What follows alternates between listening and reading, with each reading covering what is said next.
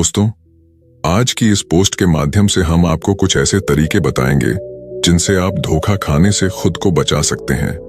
भावनात्मक रूप से कमजोर आदमी का लोग हमेशा फायदा उठाते रहते हैं। जो भी इंसान नर्म दिल का होता है, यानी कि भावनात्मक रूप से करुणान होता है, वह अपनी करुणा बस दूसरों की सहायता तो कर देता है, लेकिन बदले में उसे हमेशा धोखा ही मिलता है। तो क्या एक इंसान को भावनात्मक नहीं होना चाहिए? क्या उसे दूसरों पर भरोसा नहीं करना चाहिए? दूसरों की सहायता नहीं करनी चाहिए? क्या करुणावान और संवेदनशील होना गुनाह है? कोई गलती है? कोई संवेदनशील आदमी दिल का बहुत अच्छा होता है। आइए जानते हैं इस कहानी के माध्यम से।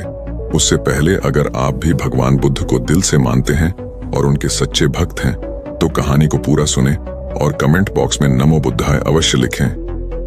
एक बार एक युवक जंगल के वृक्ष पर मुक्के मार रहा था। वह बहुत जोर जोर से मुक्के मार रहा था। वह अपने मन का गुस्सा निकालने की कोशिश कर रहा था। शायद उसको किसी ने धोखा दिया था या फिर उसके साथ बहुत बुरा हुआ था, जिससे वह बहुत ज्यादा परेशान था। उसे कहीं भी शांति नहीं मिल रही थी। वह लगातार उस वृक्ष पर मुक्का मार रहा था, जिससे उसकी उंगलियां लहूलुहान हो चुकी थीं। उसी जंगल में एक शीतल पानी का झरना था। वहां पर एक बौद्ध भिक्षु रोज संध्या के समय स्नान करने आया करते थे। यह उनका नित्य का नियम था। आज जब वह इस रास्ते से स्नान करने के लिए उस जंगल में आए, तो उन्होंने देखा कि युवक जोर जोर से चीख रहा था और रो रहा था और लगातार उस वृक्ष पर मुक्के मारे जा रहा था। उस युवक के आसपास कोई मौजूद नहीं था। इससे उस भिक्षु को उस युवक की चिंता होने लगी। उसने सोचा कि अगर मैं इसे ऐसे ही अनदेखा करके चला जाऊं, तो कहीं यह आत्महत्या ना कर ले। ऐसे विचार आने के बाद भी वह कुछ नहीं बोले। वह लगातार उस युवक की तरफ देखे जा रहा थे। कुछ देर तक तो उस युवक ने उस भिक्षु को नजरअंदाज किया, लेकिन कुछ देर बाद उसे अजीब सा लगने लगा। उसने सोचा, ना तो यह मुझे रोक रहा है और ना ही कुछ कह रहा है। यह तो बस मुझे देखे जा रहा है। इसका क्या मतलब है? बहुत अजीब आदमी है। ऐसे ही विचार उस युवक के मन में उठने लगे। जब कुछ देर बाद भी वह भिक्षु कुछ नहीं बोला, तो युवक ने अचानक से उस भिक्षु से पूछा कि महाशय, आप अपने रास्ते क्यों नहीं चले जाते? आपको क्या मतलब? आप यहाँ रुककर मुझे देख क्यों रहे हैं? भिक्षु ने बहुत शांत स्वर में कहा कि मैं तुम्हें रोक नहीं रहा हूँ, तुमसे कुछ कह नहीं रहा हूँ, तो मुझसे तुम्हें क्या परेशानी है? मेरी तरह ही यह वृक्ष, पौधे और पक्षी, यह सब तुम्हें तो देख ही रहे हैं। जब इनसे तुम्हें कोई परेशानी नहीं है, तो मुझसे क्यों परेशानी है? यह सुनकर और युवक जोर से चीख कर बोला, मुझे सबसे परेशानी है, मैं सबसे नफरत करता हूँ। यहाँ पर सब धोखेबाज गद्दार लोग रहते हैं, कोई किसी का नहीं होता। इस दुनिया में इस तरह बोलते बोलते वह फूट फूट कर रोने लगा और रोए जा रहा था और भिक्षु उसे देखे जा रहा था। वह भिक्षु उसे चुप कराने की कोशिश भी नहीं कर रहा था। यह बात तो उस युवक को और ज्यादा अजीब लगी। अब रोना बंद करके उस युवक ने सीधे होकर उस भिक्षु से कहा, आप बहुत अजीब आदमी हैं। आपके सामने कोई इंसान रो रहा और आप उसे चुप भी नहीं करा सकते। आपके मन में बिल्कुल भी संवेदना नहीं है। बहुत अजीब और कठोर हृदय वाले साधु हैं। आपको अपने साधु होने पर खेद होना चाहिए। और ऐसे ही न जाने क्या क्या जली कटी बातें वह युवक उस भिक्षु को सुनाने लगा। कुछ देर बाद जब युवक का गुस्सा निकल चुका, तब भिक्षु ने बहुत ही शांत स्वर में कहा कि आज मैं तुम्हें कंधा दे सकता हूँ, तुम्हारे आंसू भी पहुंच सकता हूँ, लेकिन इससे तुम्हारी समस्या का समाधान नहीं होगा। कुछ देर के लिए तुम्हारा मन शांत हो जाएगा। उसके बाद फिर वही जिंदगी, वही लोग जो तुम्हें आज कंधा देने के लिए भी तुम्हारे पास नहीं है। फिर से तुम उसी जिंदगी में लौट जाओगे।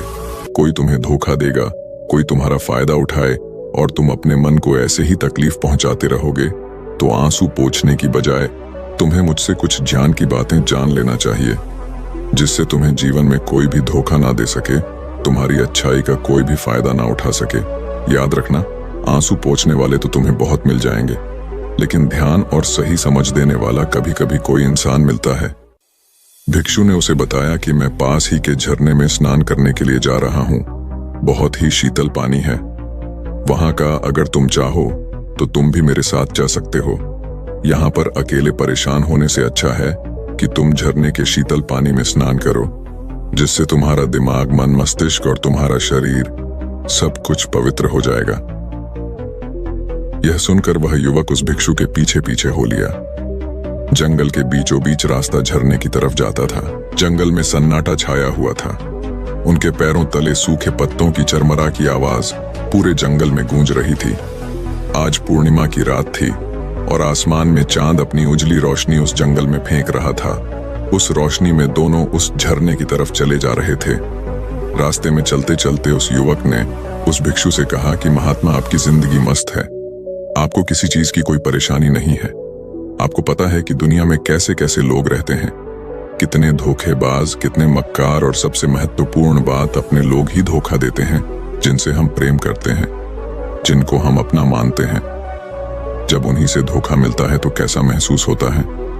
कभी कभी तो लगता है कि भोले और दयालु लोगों के लिए यह दुनिया नहीं बनी है, ये धोखेबाज के लिए है, मक्कार के लिए है। वहीं यहाँ पर फलते फूलते हैं, वही आनंद से जीते हैं। और हमारे जैसे लोग जो दूसरों की सहायता करते हैं, दूसरों को अपना मानते हैं, वह हमेशा जीवन भर दुख में रहते हैं। यही जीवन की सत्यता है और यही संसार है जिसमें हमें रोज घुट घुट कर मरना होता है। गुरुदेव, आपने सही किया, ऐसी जिंदगी को त्याग दिया, पीछे रहने दिया। अब बस अपने में मस्त, किसी से कोई परेशानी नहीं है, किसी की कोई चिंता नहीं। मैं भी सोचता हूं कि मैं भी संन्यास ले लूं। यह सुनकर उस भिक्षु ने कहा कि तुम्हें क्या लगता है, सन्यासी जीवन बहुत आसान होता है। भिक्षु ने बहुत शांत स्वर में कहा कि तुम्हें तो 2 वक्त की रोटी तो शांति से मिल जाती है, हमें तो कभी कभी वह भी नसीब नहीं होती। अगर भिक्षा मिल जाती है तो हम खा लेते हैं, वरना हमें तो भूखा ही सोना पड़ी देता है। यही हमारा सन्यासी जीवन है। हमें हमेशा नीचे सोना रहता है, सिर्फ एक लंगोट में रहना होता है, चाहे कैसा भी मौसम क्यों ना हो। तो ये सब तुम्हें आसान लगता है तो तुम भी सन्यासी बन जाओ। युवक ने कहा कि आप कहते तो ठीक ही हैं, संघर्ष तो दोनों तरफ है, सांसारिक जीवन में भी और सन्यासी जीवन में भी। वैसे सांसारिक जीवन भी अच्छा है, लेकिन तब तक जब तक घर परिवार में सुख शांति बनी रहे, धोखा ना मिले, हमारे लोग हमारा फायदा ना उठाएं, हमसे झूठ ना बोले, हमें धोखा ना दे, तब तो जीवन जीने का आनंद होता, वरना जीवन नर्क हो जाता है। भिक्षु ने कहा, सन्यास अपने मन से लिया जाता है। जब हमारा मन कहता है कि हमें सन्यास के मार्ग पर सफलता हासिल करनी है, आगे जाना है, तो ही सन्यासी जीवन सफल हो पाता है। लेकिन तुम अपने घर से परेशान होकर, दूसरे लोगों से परेशान होकर सन्यासी बनना चाहते हो तो तुम्हारा सन्यासी जीवन भी कभी सफल नहीं होगा। इससे अच्छा तो तुम सांसारिक जीवन में अगर कुछ तरीके, कुछ नियम अपना हो तो दूसरे लोग तुम्हें धोखा नहीं दे पाएंगे। सबसे पहले तो यह समझो कि धोखा उन्हें ही मिलता है जो भावनात्मक रूप से कमजोर होते हैं, जिनका दिल जल्दी पिघल जाता है, जो दूसरों को दुख में नहीं देख पाते। ऐसे लोगों के साथ धोखे होने की संभावना ज्यादा होती है, क्योंकि कोई भी आदमी अपनी परेशानी बताकर, अपने आप को दुख में बताकर तुम्हारा फायदा उठा सकता है। क्या पता वह झूठ बोल रहा हो, वह दुखी होने का अभिनय कर रहा हो, लेकिन आपको तो सच ही लगेगा और उसके कुछ समय बाद आपको पता चलता है कि आपके साथ धोखा हो गया। उसके बाद आपका मन अंदर से टूट जाता है। इसीलिए सबसे पहली बात ध्यान रखना कि किसी भी व्यक्ति को यह एहसास मत होने दो कि तुम भावनात्मक रूप से कमजोर हो, अंदर से तुम्हारा दिल नरम है। अगर उन्हें यह कमजोरी आपकी पता चल गई तो वह कोई ना कोई जाल रचकर आपका फायदा उठाने की जरूर कोशिश करेंगे। चाहे आप अंदर से संवेदनशील हो, दूसरों की मदद करने वाले हो, लेकिन किसी को एहसास मत होने दो। ऊपर से कठोर बने रहो। जब लोगों को लगेगा कि इससे कुछ बोलने का फायदा ही नहीं है, ये आदमी कठोर है नहीं पिघलेगा, तो खुद वह लोग जो झूठे हैं वह आपके पास आएंगे ही नहीं। वह उन्हें चुनेंगे जो उनके आसान शिकार होंगे। दूसरी बात यह है कि हम बहुत जल्दी दूसरों पर विश्वास कर लेते हैं और हमारी जल्दी विश्वास करने की आदत ही हमें हानि पहुंचाती है। 2 दिन तुम्हें किसी से मिले हुए नहीं होते हैं और तुम एक दूसरे के हो जाते हो, एक दूसरे पर पूरा भरोसा करने लग जाते हो और यह भरोसा तीसरे दिन टूट भी जाता है और फिर तुम्हें धोखा मिलता है और फिर तुम परेशान होते हो। इसीलिए समय दो। किसी भी चीज को, किसी भी रिश्ते को आगे ले जाने के लिए समय की जरूरत होती है। समय के साथ तुम्हें सामने वाले इंसान की अच्छाई और बुराई पता चलती है। तब तुम्हें पूर्ण रूप से पता चलता है कि इंसान वास्तव में कैसा है, अच्छा है या बुरा है, और वह कुछ समय देने के बाद ही होता है। इसीलिए जल्दी किसी पर विश्वास मत करो। तीसरा तरीका समझने के लिए तुम्हें ऐसे लोगों को समझना होगा जो दूसरों की चापलूसी करते रहते हैं। कुछ लोगों की आदत होती है चापलूसी करने की। आपके सामने आपकी तारीफ करेंगे या आपके बारे में अच्छा अच्छा बोलेंगे और आपको लगेगा कि यह इंसान कितने अच्छे हैं, मुझसे कितना प्यार करते हैं। लेकिन वास्तव में उनकी वह चापलूसी एक जाल होती है ताकि वह आपका दिल जीत सके। और उनको चापलूसी करने का मौका तभी मिलता है जब आप दिखावा करते हैं। अगर आप उनकी चापलूसी से प्रभावित ही नहीं होंगे तो कुछ समय बाद वह चापलूसी करना बंद कर देंगे।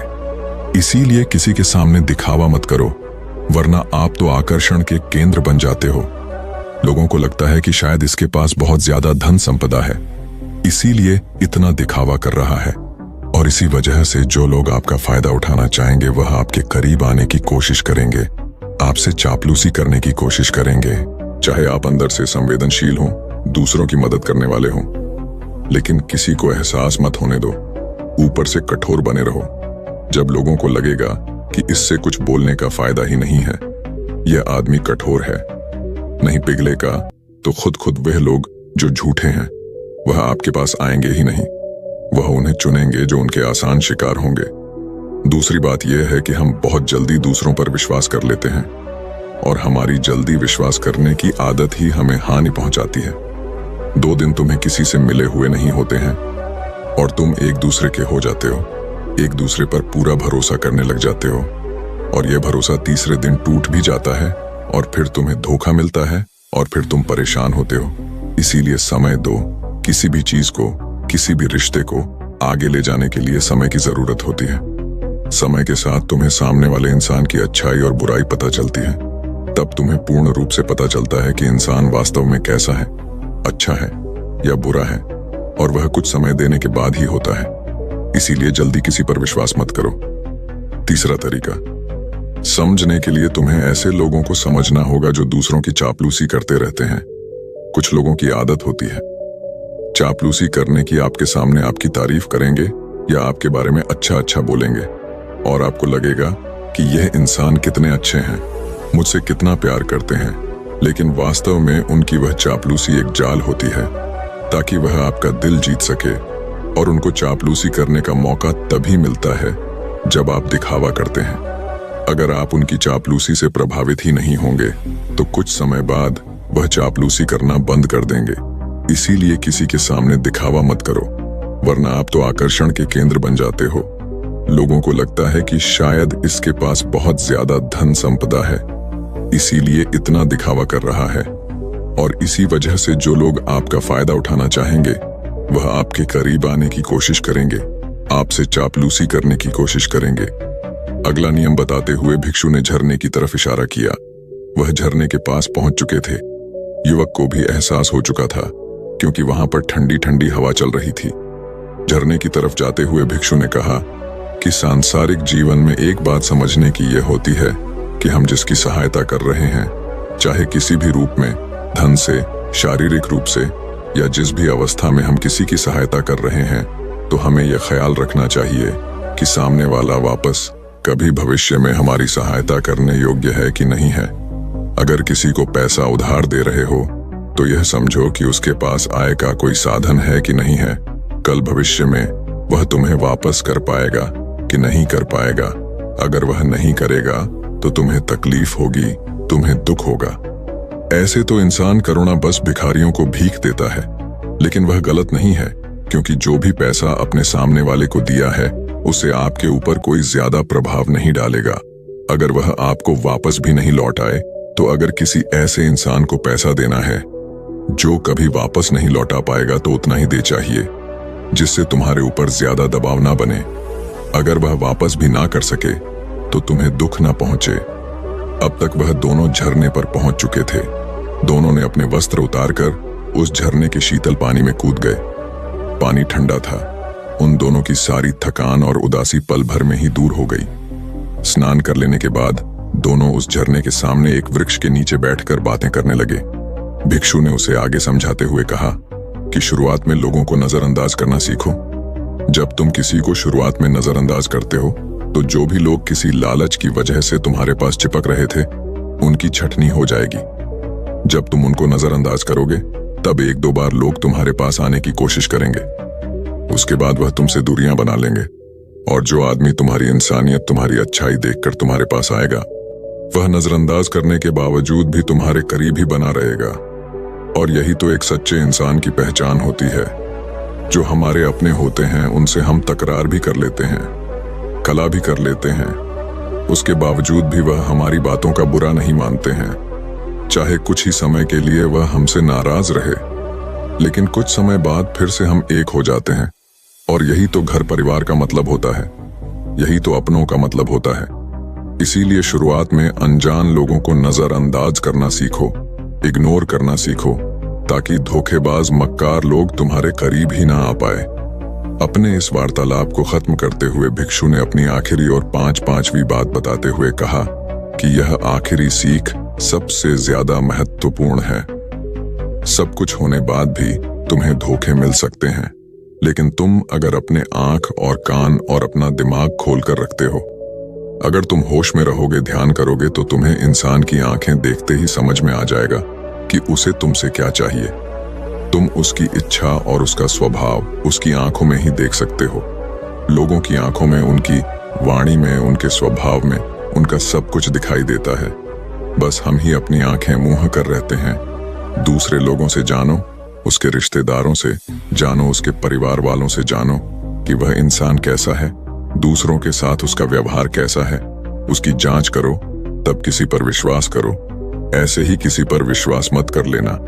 अगर तुम किसी के साथ लंबे समय तक भरोसा करना चाहते हो, किसी के साथ कोई संबंध बनाना चाहते हो और कोई दोस्ती करना चाहते हो या किसी की मदद करना चाहते हो, तो इन सभी परिस्थितियों के बारे में तुम्हें जरूर पता होना चाहिए कि दूसरे लोग उस इंसान के बारे में क्या सोच रखते हैं। इसके बाद तुम जीवन में कभी भी धोखा नहीं खाओगे और तुम्हें कभी भी धोखे की वजह से पछताना नहीं होगा। इसी तरह की बातें करते हुए भिक्षु और वह युवक दोनों